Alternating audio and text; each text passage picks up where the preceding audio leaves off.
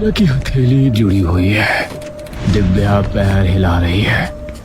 दिव्या ने एक red sweater पहना है। उसके नीचे वाइट कलर की टी शर्ट और जीन्स की पैंट और वाइट स्नीकर्स। दिव्या एक थेरेपिस्ट के ऑफिस में बैठी है। केबिन किसका था? डैड का था। तुम्हें कुछ याद है उसके बारे में? दिव्या नीचे सिर झुका लेती है। नहीं, बस कुछ फोटो में ही देखा है। सच में जानना चाहती हो? दिव्या एक हल्की और फीकी सी हंसी हंसती है। कई सालों तक तो मुझे पता ही नहीं था कि ऐसी कोई जगह भी है। मेरे 18वें बर्थडे पर हमारे आश्रम के जो ओनर है ना, उन्होंने मुझे बताया कि मेरी वसीयत में एक कैबिन है। मेरे डैड या मेरी मॉम की मुझे कोई बात तक याद नहीं है, लेकिन उनका पूरा घर मेरे नाम है। Divya, it's not your fault.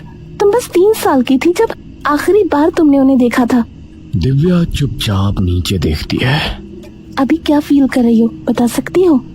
Divya थोड़ी देर चुप रहती है।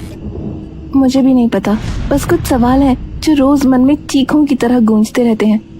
कैसे सवाल? मैं रोज सोचती हूँ कि जब वो शीशम का पेड़ उनकी गाड़ी के सामने आया तो क्या उनकी नजरों के सामने मैं एक बार भी आई थी?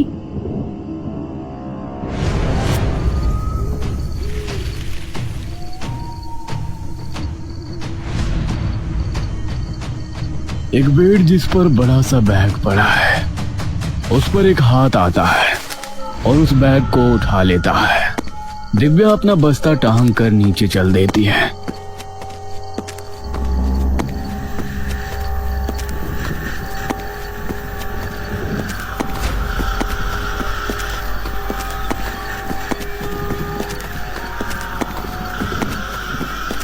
सामने उसकी दोस्त रिया खड़ी है।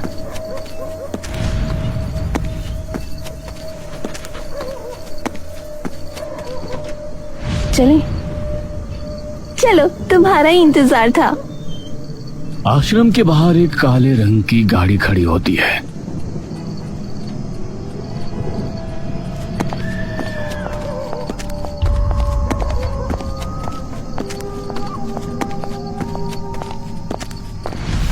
दोनों उस गाड़ी के अंदर जाकर बैठ जाती हैं। गाड़ी चलने लगती है।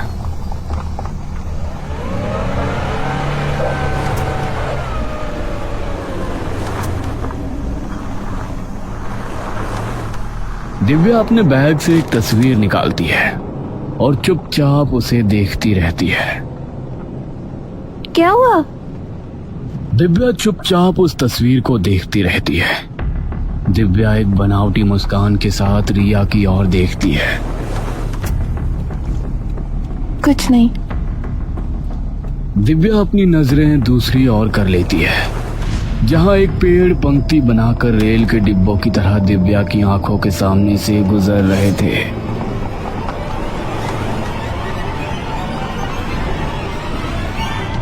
गाड़ी थोड़ी देर में जंगल के एक सुनसान इलाके में आकर रुकती है। मैडम, आगे गाड़ी जाने का रास्ता नहीं है, तो आपको यहीं उतरना पड़ेगा। अरे पर भैया, इतनी रात को हम अकेले कैसे? तभी अचानक दिव्या उसका हाथ पकड़ लेती है। ठीक है भैया, कोई नहीं, हमें यहीं उतार दीजिए, हम अब चले जाएंगे। और दोनों लड़कियां अपने बैग लेकर उतर जाती हैं।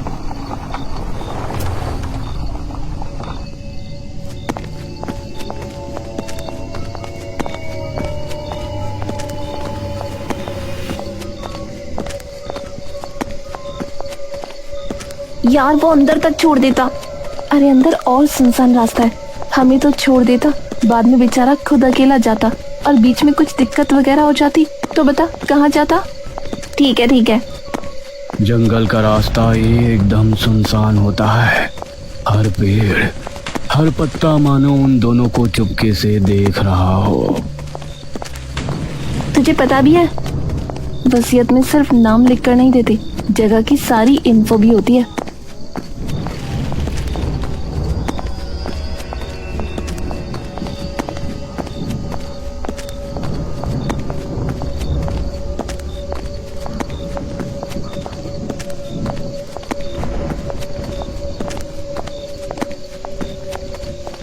दोनों आखिरकार उस सुनसान रास्ते से निकलकर उस केबिन तक पहुंचती हैं।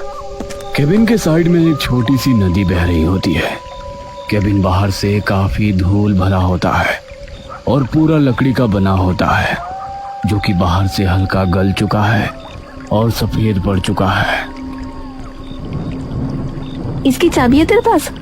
नहीं, चाबी तो नहीं है मेरे पास। फिर कैसे खुलेगा?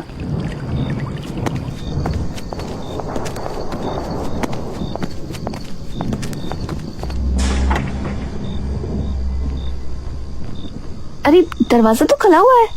क्या? हाँ।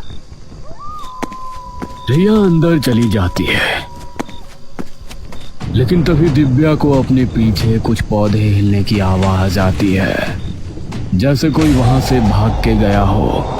दिव्या पीछे मुड़कर देखती है, लेकिन कोई नहीं होता। क्या हुआ? कुछ नहीं, ऐसा लगा जैसे कोई था पीछे। दिव्या और रिया अंदर जाने लगती हैं। अंदर एकदम अंधेरा होता है और स्विच बोर्ड ढूंढने लगती है।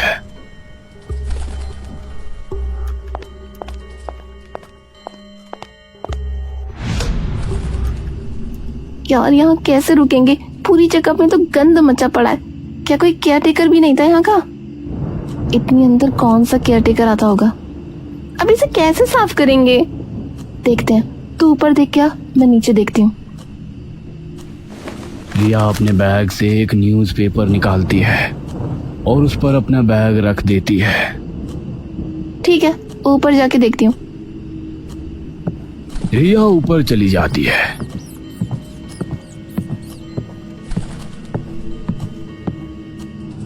नीचे के फ्लोर पर 3 कमरे हैं। दिव्या धीरे से कमरे की ओर बढ़ती है, जिसका दरवाजा पहले से ही हल्का सा खोला है। दिव्या वो दरवाजा पूरी तरह से खोलती है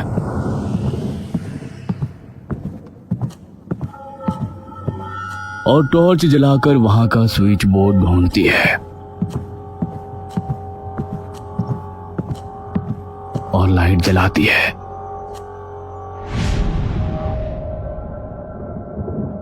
दिव्या के सामने एक धूल भरी तस्वीर टंगी होती है, जिस पर काफी धूल लगी है।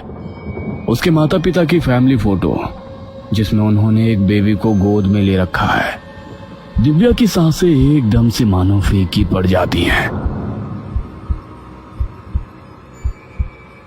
दिव्या धीरे धीरे अपने कदम उस तस्वीर की ओर बढ़ाती है। दिव्या तस्वीर के पास पहुंचकर तस्वीर को धूल अपने हाथों से साफ करती है। दिव्या की सांसें एकदम से फूल जाती हैं। तभी अचानक उसके कानों के पास पीछे से किसी के होठ आते हैं। होठ एकदम काले पड़ चुके होते हैं।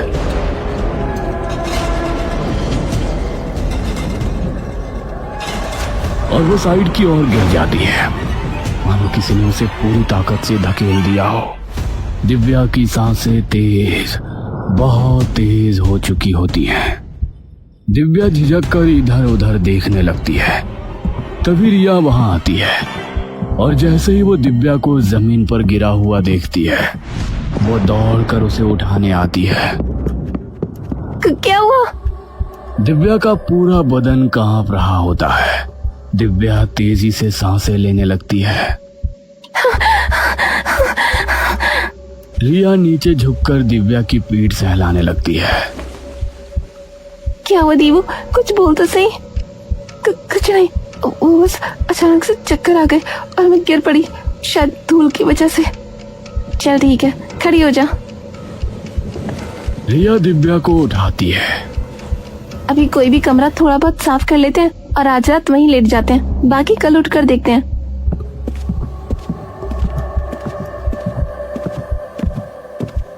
रिया और दिव्या ऊपर एक खाली से कमरे में जाते हैं।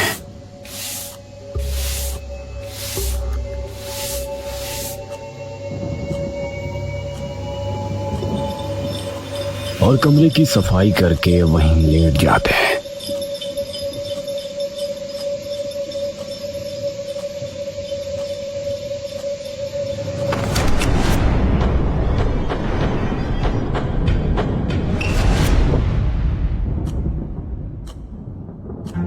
दिव्या अपनी कोहनी का सिर पकड़कर हाँफने लगती है और थोड़ी देर में चुपचाप कमरे से बाहर चली जाती है। दिव्या का माथा पसीने से तर होता है।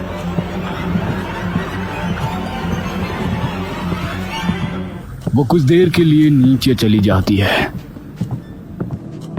जैसे ही दिव्या नीचे पहुंचती है, उसे एकदम से किसी के बुलाने की आवाज आती है। दिव्या, कहाँ जा रही हो?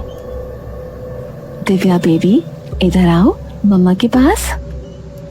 दिव्या डर के मारे इधर उधर देखने लगती है, पर वो आवाजें लगातार आती रहती हैं। दिव्या बेबी, दिव्या बेबी, दिव्या खाना खा लो। दिव्या बेबी, आवाजें धीरे धीरे दिव्या बेबी, तेज होने लगती दिव्या हैं खाना खा लो। और दिव्या अपने कानों को दोनों हाथों से ढक लेती है दिव्या बेबी, दिव्या और खाना नीचे खा गिर लो। पड़ती है। तभी अचानक सारी आवाजें एकदम से बंद हो जाती हैं। दिव्या अपनी आंखें धीरे धीरे खोलती है, पर तभी वो सामने देखती है। अंधेरे में एक औरत अपनी पीठ मोड़े खड़ी हुई है। दिव्या के हाथ पैर वही मानो बर्फ की तरह ठंडे पड़कर जम से जाते हैं। वो हिलने की कोशिश करती है और उसकी एक उंगली तक हिल नहीं पाती। दिव्या बोलने की कोशिश करती है और उसकी जुबान पे मानो लकवा लग जाता है। तभी वो देखती है कि जमीन से धुआं निकल रहा है। दिव्या की थमी हुई आवाज एकदम से दर्द में कराह उठती है। रिया उसकी आवाज सुनकर भागी भागी उसके पास आती है। क्या हुआ? यहाँ अभी अभी क्या हुआ? यहाँ क्या? तू पहले उठ और ऊपर चल, मेरे साथ चल। यहाँ क्यों आई तू? रिया दिव्या के माथे पर हाथ रखती है। तेरी तबीयत खराब हो रखी है, पूरा शरीर तप रहा है तेरा।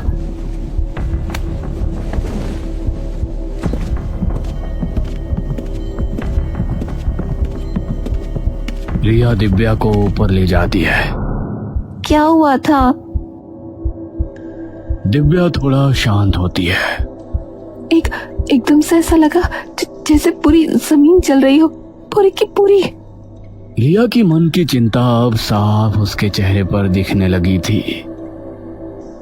दिव्या, मैं अभी भी कह रही हूँ, चल यहाँ से, मुझे ये जगह ठीक नहीं लग रही।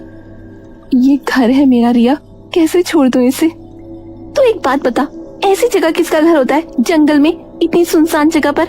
दिव्या, मुझे ऐसी जगह पर आने का कोई शौक नहीं है, सिर्फ तेरे लिए आई हूँ, लेकिन ये जगह ठीक नहीं है।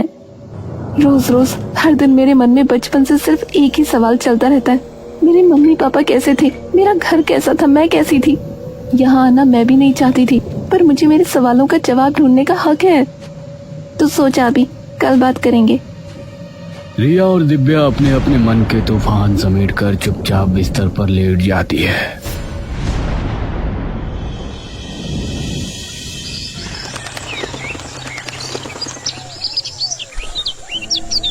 अगले दिन दिव्या और रिया पूरे घर की सफाई में जुट जाती हैं।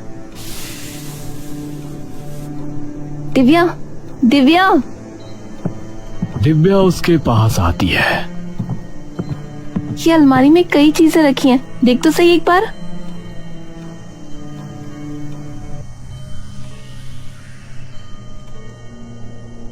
दिव्या भी कागज और बैग निकालती है।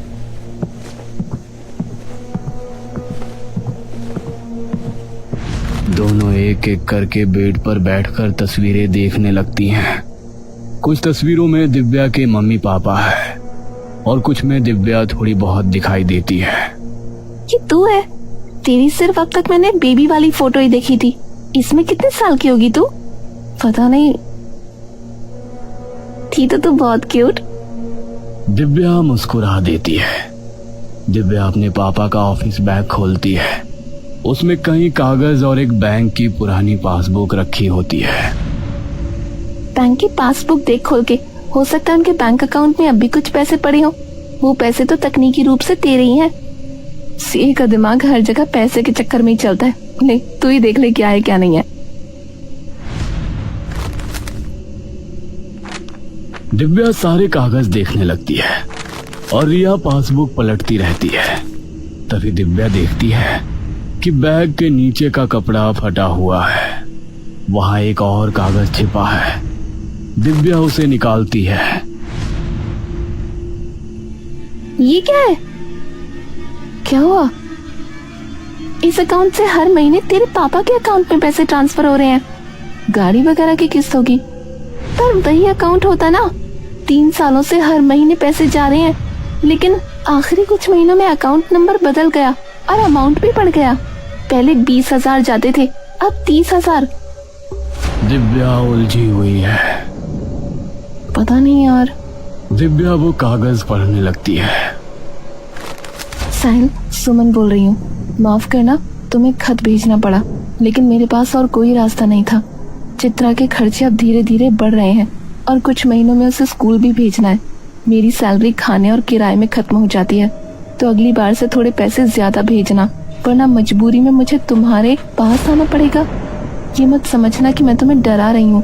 जो कर रही हूँ वो सिर्फ अपनी बच्ची के लिए नहीं, हम दोनों की बच्ची के लिए कर रही हूँ।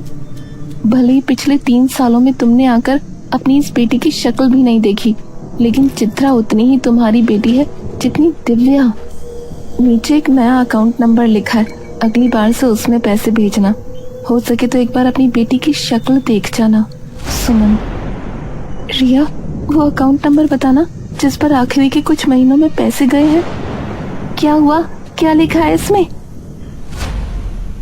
रिया नंबर बताती है और दिव्या के हाथ से कागज गिर जाता है। उसकी आंखों से आंसू बहने लगते हैं। दीवू, क्या हो गया? दिव्या अपना मुंह ढककर रोने लगती है। रिया आकर उसे गले लगा लेती है। दीवू, कुछ तो बोल, क्या हुआ है? पापा का अफेयर चल रहा था। What? दिव्या बुरी तरह से रोने लगती है। रिया वो चिट्ठी उठाकर पढ़ती है।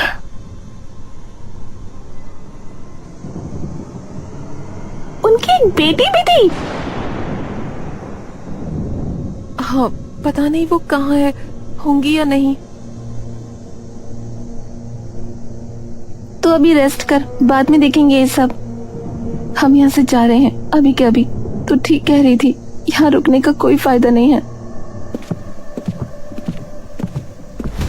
तभी उन्हें पीछे से एक औरत की फुसफुसाती आवाज सुनाई देती है।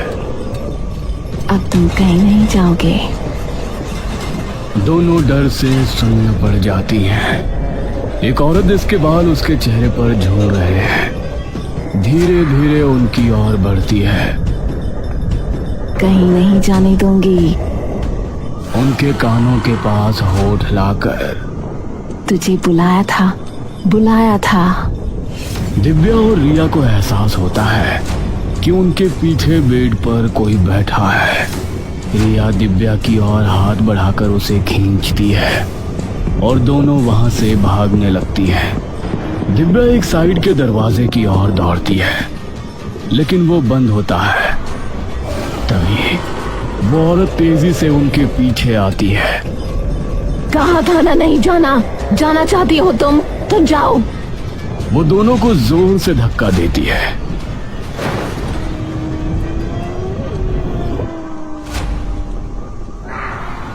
रिया और दिव्या के पैरों तले जमीन खिसक जाती है। ये सब क्या हो रहा है दिव्या? वो औरत एकदम से रिया के सामने आ जाती है और उसका हाथ पकड़ लेती है। दिव्या नहीं है ये, मेरी दिव्या नहीं है ये। दिव्या उस औरत के सामने हाथ जोड़कर गिड़गिड़ाने लगती है। आप प्लीज उसे छोड़ दीजिए, उसकी कोई गलती नहीं है। वो सिर्फ मेरे साथ आई थी, मेरा ख्याल रखने। यहाँ मैं बस इसलिए आई थी क्योंकि ये मेरे पापा का केबिन है। तेरे पापा नहीं है वो, बस मेरी दिव्या के हैं, मेरी दिव्या के। नहीं दिव्या हूँ। तुझे दिव्या देखनी है? मुझे भी देखनी थी दिव्या, लेकिन तेरी माँ उसे अपने साथ लेकर भाग गई।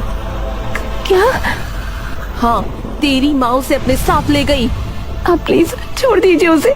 मुझे नहीं पता क्या हुआ या किसने किया। प्लीज उसे छोड़ दीजिए, प्लीज प्लीज।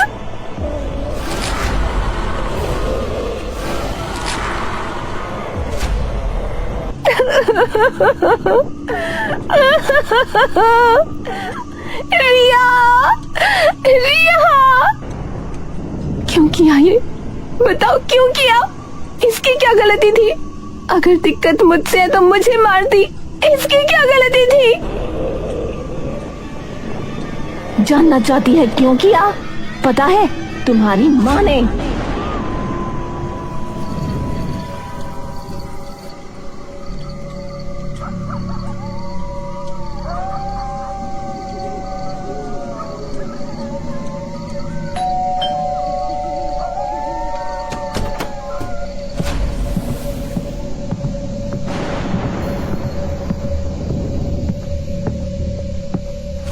पैसे क्यों नहीं भेजे? तुम यहाँ क्यों आई? मेरी बच्ची के लिए, हमारी बच्ची के लिए। उसे भी जीने का हक है साहिल। धीरे बोलो, पायल और दिव्या अंदर ही हैं। अगर उन्होंने तुम्हें देख लिया तो देख ले। तुम्हें पता है पायल को गुस्से की बीमारी है, इसी वजह से हम यहाँ छिप कर रह रहे हैं। साहिल कौन? किया क्या करी है साहिल? तुमने मुझसे वादा किया था, यू प्रॉमिस्ड मी कि तुम इससे कभी नहीं मिलोगे। शांत हो जाओ हनी, चलो नीचे। दिव्या ने देख लिया तो बहुत बड़ी दिक्कत हो जाएगी।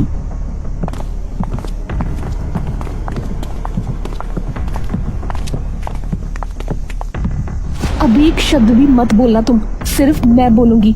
तुमने मुझे धोखा दिया, मैं बर्दाश्त कर गई, लेकिन हमारी बेटी को धोखा नहीं देने दूंगी। बेटी मेरी भी एक है, इन्होंने उसकी शक्ल तक नहीं देखी, फिर भी मैंने सब सहा। लेकिन अब जब 2 महीने से 1 रुपया नहीं भेजा तो मैं क्या करूं? जब तुम इनके साथ सो रही थी तब क्यों नहीं सोचा कि किसी की जिंदगी तबाह हो सकती है? अब अपनी बारी में सब नजर आ गया। जो हुआ वो मेरी अकेले की गलती नहीं थी, इन्होंने भी 2 साल तक तुमसे छिपा कर रखा।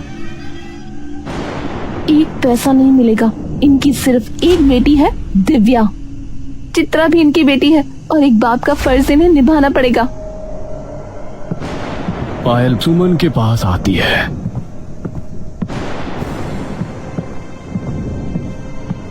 साहिल तुम्हें और तुम्हारी बेटी को एक फूटी कौड़ी नहीं देगा। वो पलटने लगती है।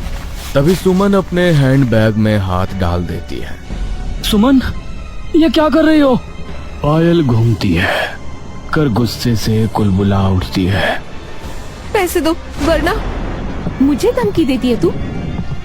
कमरे में जोर से 2 आवाजें आती हैं, जैसे कोई पटाखे फटे हो। दोनों का किस्सा ही खत्म।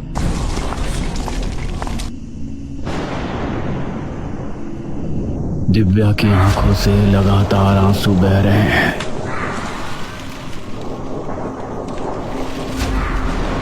दिव्या अब इतनी सदमे में होती है कि होश में नहीं रहती कि वो जा रही है या उसके आसपास कोई है भी या नहीं, और उसकी आंख और मुंह पर वही काली पट्टी बांध देती है। तू बता, इसकी क्या गलती थी? दिव्या गर्दन टेढ़ी किए चुपचाप एकटक सामने देख रही होती है।